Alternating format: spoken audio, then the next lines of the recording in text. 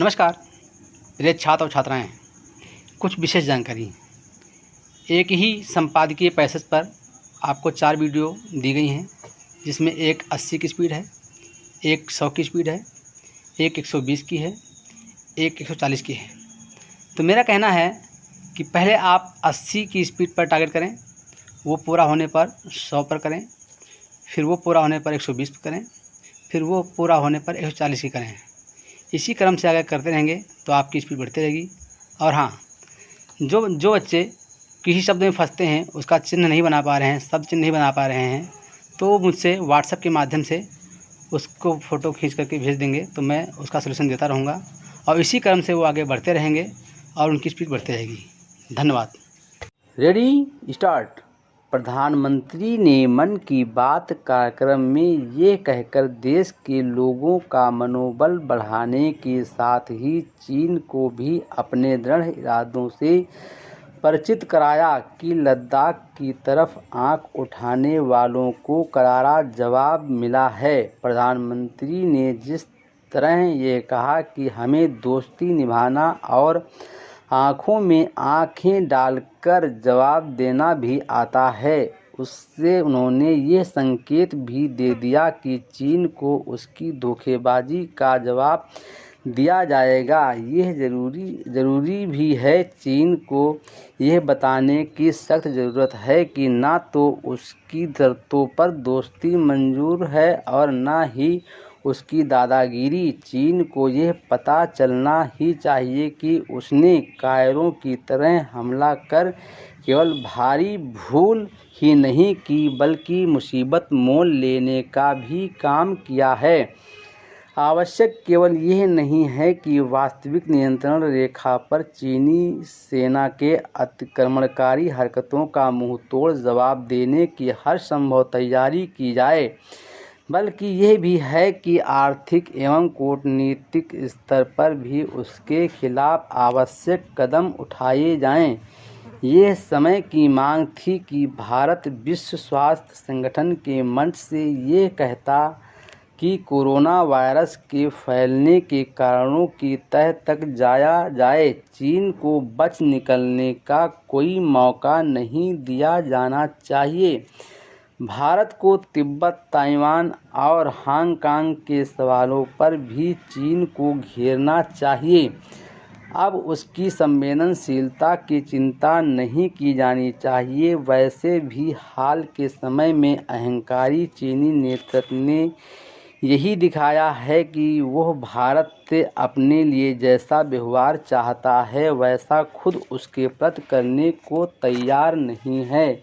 यह अच्छा हुआ कि प्रधानमंत्री ने लोकल के लिए वोकल नारे का नए सिरे से रेखांकित करते हुए देश में बनी चीज़ों का इस्तेमाल करने पर जोर दिया। उनकी इस बात का इसलिए विशेष महत्व है क्योंकि देश में पहले से ही चीनी उत्पादों के बहिष्कार की मांग तेज हो रही है। इस संदर्भ में प्रधानमंत्री ने ऐसे कुछ लोगों का उल्लेख भी किया जिन्होंने ये संकल्प लिया है कि वे स्वदेशी उत्पाद ही अपनाएंगे।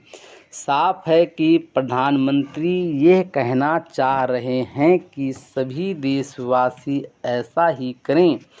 इससे ही आत्मनिर्भर भारत अभियान को मजबूती मिलेगी और जब ऐसा होगा तब चीनी वस्तुओं की मांग अपने आप गिरेगी। बेहतर हो कि भारतीय उद्योग जगत ये समझे कि चीन के खिलाफ देश में जो माहौल बना है वो उसके लिए एक अवसर है। निसंदेह सरकार को भी यह देखना चाहिए कि चीन के प्रति लोगों के स्वाभाविक और सर्वथा उचित आक्रोश को भारतीय उद्योग जगत सही तरह से भुनाने में कैसे सफल हों।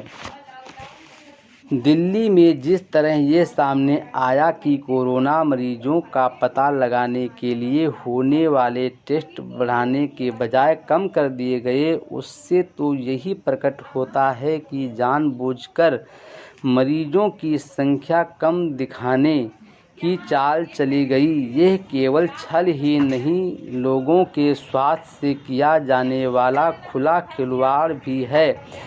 आखिर ऐसे लापरवाही भरे रवैये से कोरोना के खिलाफ लड़ी जा रही लड़ाई को कैसे जीता जा सकता है?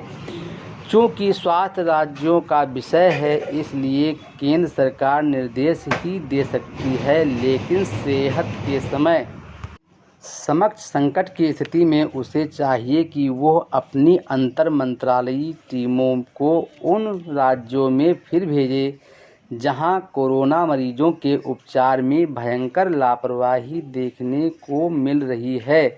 ये समझने की सख्त ज़रूरत है कि सरकारी स्वास्थ्य ढांचे को सुधारे और उसे जवाबदेह बनाए बगैर बात बनने वाली नहीं है।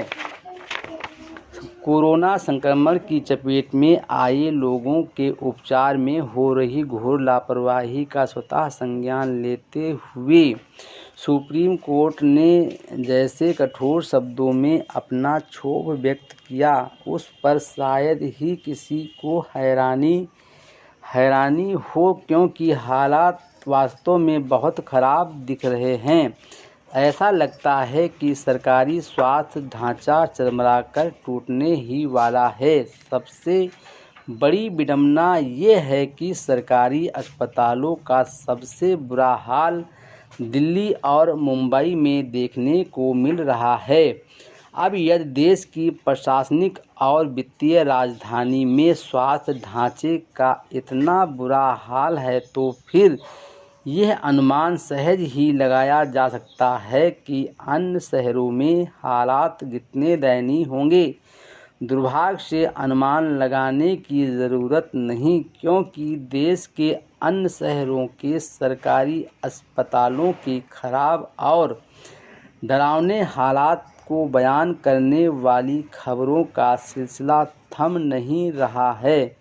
ऐसी खबरें देश की बदनामी का कारण भी बन रही हैं।